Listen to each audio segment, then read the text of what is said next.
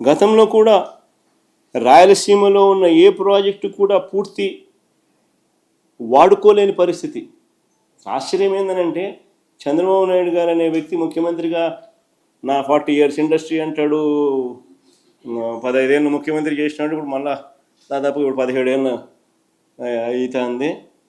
అసలు ఇన్ని సంవత్సరాలు ముఖ్యమంత్రిగా చేసిన వ్యక్తి ఆశ్చర్యకరమైన పరిస్థితి ఏంటంటే రాయలసీమలో ఉన్న రిజర్వాయర్లను కనీసం ఫుల్ కెపాసిటీలో నీళ్లు నింపుకోలేని పరిస్థితి.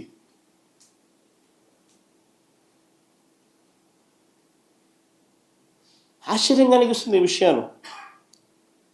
ఇదే పెద్దమని చంద్రబాబు నాయుడు గారు ప్యాకేజీలు విడగొడతాడు, జీవో నెంబర్ 22, జీవో నెంబర్ 63 అని చెప్పి డబ్బులు ఎత్తే దానికోసం జీవోలు జారీ చేస్తాడు. రేట్లు పెంచేసి నామినేషన్ పద్ధతిలో దోచుకునే కార్యక్రమాలు చేస్తాడు వర్కులు ఇచ్చి. పేరుకు రిజర్వాయర్లు ఉన్నాయి కానీ నీరు నింపలేని పరిస్థితి.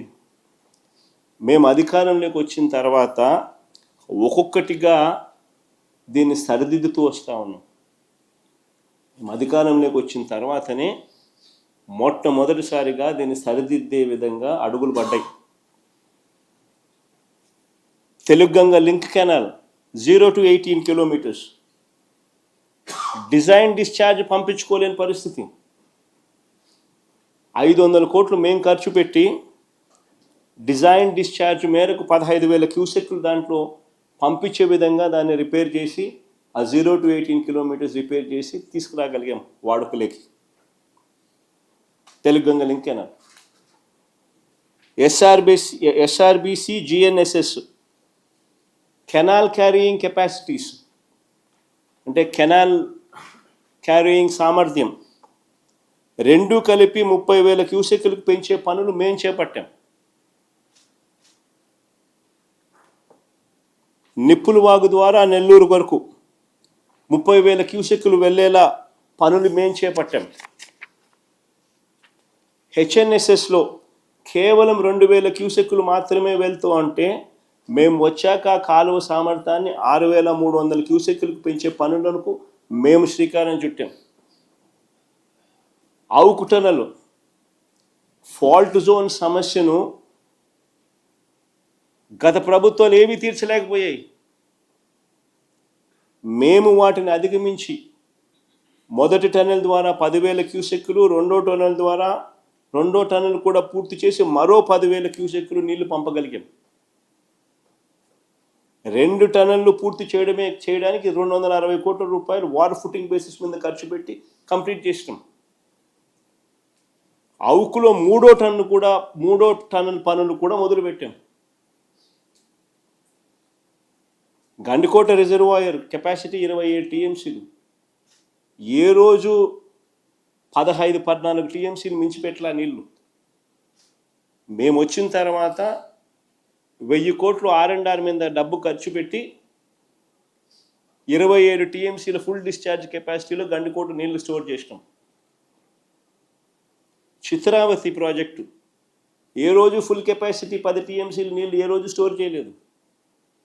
మేము వచ్చిన తర్వాత 280 కోట్లు ఖర్చు చేసి R&R పనులు పూర్తి చేసి 10 టీఎంసీల నీళ్లు మేము వచ్చిన తర్వాత పెట్టాం.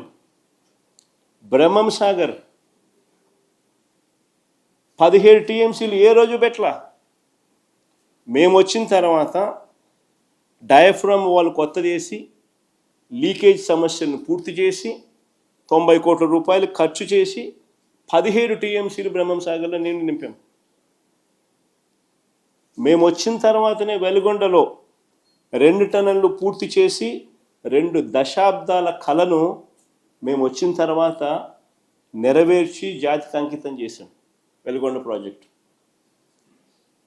ఇక మిగిలింది R&R పనులు, లైనింగ్ పనులు, అంతకని ఇంకేం మిగల.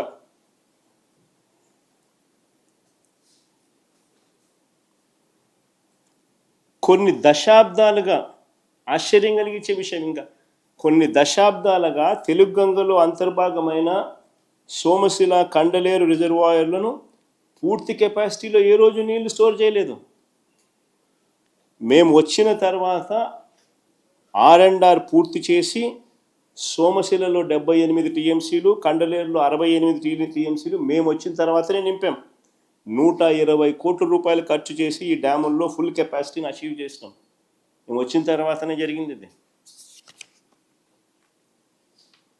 మేము వచ్చిన తర్వాతనే దశాబ్దాలుగా పెండింగ్లో ఉన్న నెల్లూరు బ్యారేజు, సంగం బ్యారేజ్ పనులు పూర్తి చేసి ప్రారంభించాం.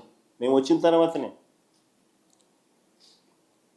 అసలు అంతెందుకు, ఇక్కడ నుంచి కూతవేటు దూరంలో ఉంది పులిచింతల ప్రాజెక్టు.